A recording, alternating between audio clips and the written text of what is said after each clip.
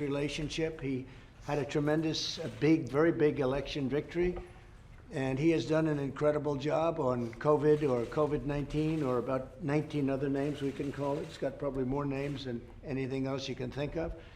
And he was hit very hard, and he hit back even harder. And I'd like to have Doug explain it a little bit, and perhaps you both want to explain it, but you've done a fantastic job. We're very proud of you. We love the people of Arizona, and they're very proud of the job you've done also, Doug. So maybe you can, and this is some of the things that we provided, which is a lot. When Doug would call, I'd take his call, and he was always asking for a lot for Arizona, and that's the way a good governor should be.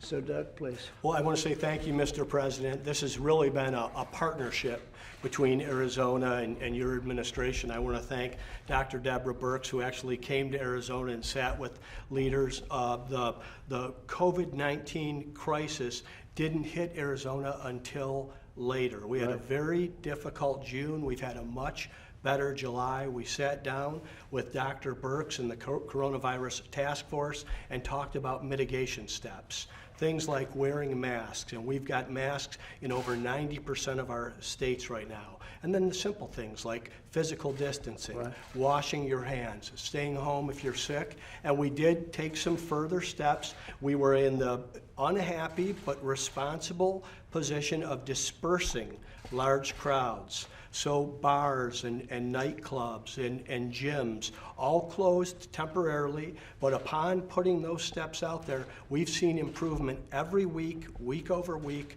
for 4 weeks. We're going to keep our guard up, we're going to stay vigilant, but there's a real path forward and a common sense approach that we can apply in Arizona, not only around saving lives, but also safely and successfully getting our kids back to school at the appropriate time. And what are you down, because the percentage down is incredible.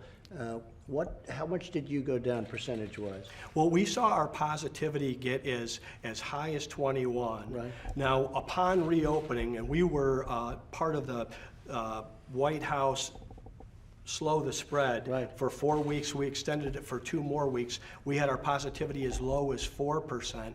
Just yesterday, it was 10%. The week before, it was 11%. So it's on a downward trajectory. And I think with the steps that we're having, the good decisions that Arizonans are making, the face masks and physical distancing, and the fact that people are embracing it. And I also want to say our private sector folks have been terrific.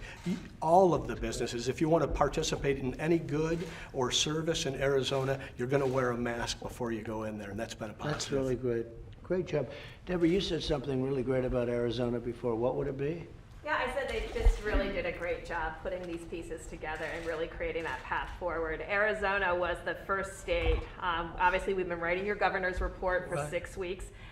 We went to Arizona. We had a model that showed if you did these 5 common sense things, you could drive what we call the replication rate, the R1, under 1, and really decrease cases, hospitalizations, and critically mortality. Governor Ducey walked that with us, and we've demonstrated now that you can keep a state open and retail open if you do these 5 common sense pieces, and it's created a saved the hospitals and saved a lot of Arizonans. And we've taken that model, sir, all the way across the South and up into Tennessee and Kentucky and Ohio and Indiana, and we'll be going to 6 states in the heartland next week, because we think this is a way to really decrease cases, decrease hospitalizations, decrease mortality, while still keeping things safe through this common sense approach. So you're proud of the governor, you said? Very proud of the governor. He was willing to be the first example of how to move forward together. Yeah, no, you really did. Well, when we listened to your team, I mean, and Dr. Birx came and spent a lot of time, drove to Arizona from Texas through New Mexico, gave me a tutorial on the R0. I've been talking about it in my press conferences. We've been under 1 at the day we talked about this, and you said this would be the equivalent of a stay-at-home order if we were able to wear masks and shut down these large gatherings. We were at 1.18 on the R0. We got as low as any state in the country, 0.9. It stays under 1 to date. So like I said, no celebration, no victory lap. We're going to stay the course and stay vigilant and keep our guard up. But we have a path forward in Arizona, and we're going to keep pressing. And you had a great representative over here, and you taught us a lot. I've got a great advisor here in Gretchen Conger. She's been with me since the first year of the administration, and she's sits in on all these meetings. And yes, her along with Dr. Kara Christ and General Mick McGuire have been top tier in terms of advising. Thank you, Governor. Would you like to say something in front of all these wonderful people? Sure, Mr. President, I would just like to say that the partnership that we have with your administration is the best that we could ask for. You always pick up the phone. What we need, we've gotten the remdesivir treatments. We can't say enough about how grateful we are for everything that you sent. How is that working, the remdesivir? How is it going? It's working well, what I thankfully. mean. Yeah, with the coronavirus task force, you guys have really been able to dig into where they're needed most with the daily reports that we send out, and so we've been able to really target it to the folks who need it most. And in addition to the remdesivir, the resources for Navajo Nation and the tribal nations in excess of $1.1 billion, along with the surge testing sites that have happened in Maryvale and South Phoenix, Right. some of our areas where many of the free and reduced lunch kids are, they needed this testing. 5,000 tests, 12 days in a row with good turnaround That's time. fantastic, huh? Wow. Proud of you. That's a great success. More That's to a do, great- but thank you. Yeah, more to do, but that's a real. Stay the course. Yeah, stay the Those course. cases coming down. We like the trajectory, and we're going to keep pressing, Doctor.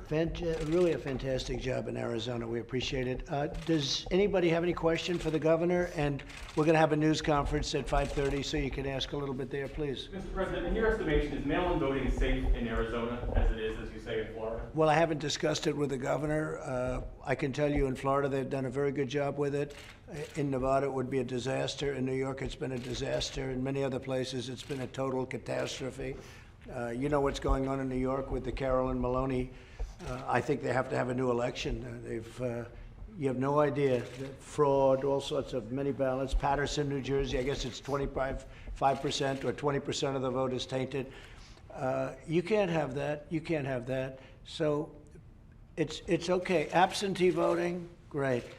But this mail-in voting where they mail indiscriminately millions and millions of ballots to people, you're never going to know who won the election. You can't have that. And Nevada's a big state. It's an important state. It's a very political state, and the governor happens to be a Democrat. And I don't believe the post office can be set up. They were given no notice. I mean, you're talking about millions of votes. No, it's a catastrophe waiting to happen. And again, all you have to do is look at the vote that took place on a simple congressional district in an area that should be able to do it very easily in Manhattan. It's a total, what's happened, it's a nightmare.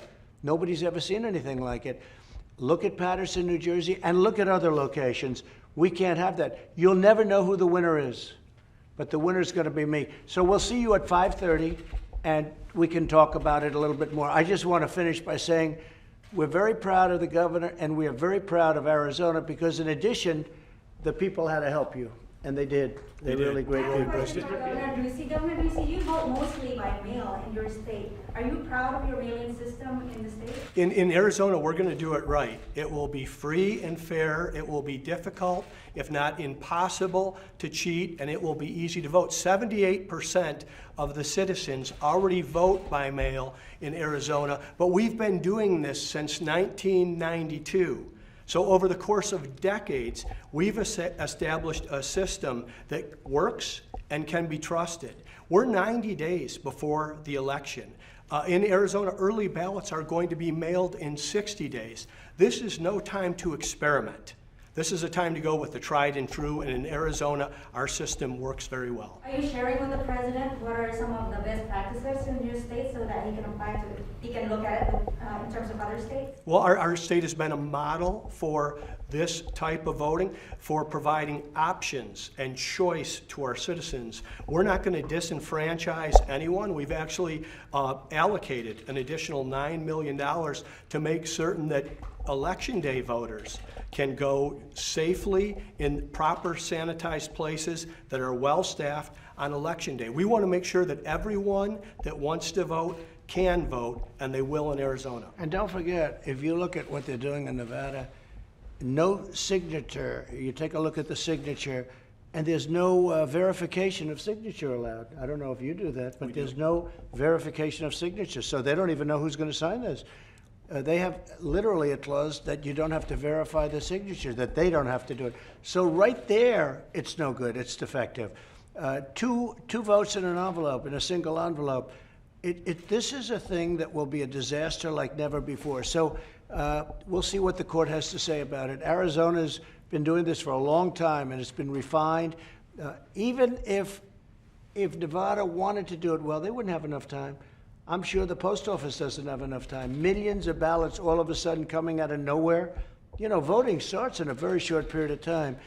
So in Florida, they've done a good job. In Arizona, they've done a good job. But they've been doing this thing and refining it for years. This is something that's put in, but think of this, no verification of the signature. Well, who's going to sign it? They don't even verify who's going to sign it. So it's, I'm sure the courts will treat it very fairly. Let's see what happens. Thank you all.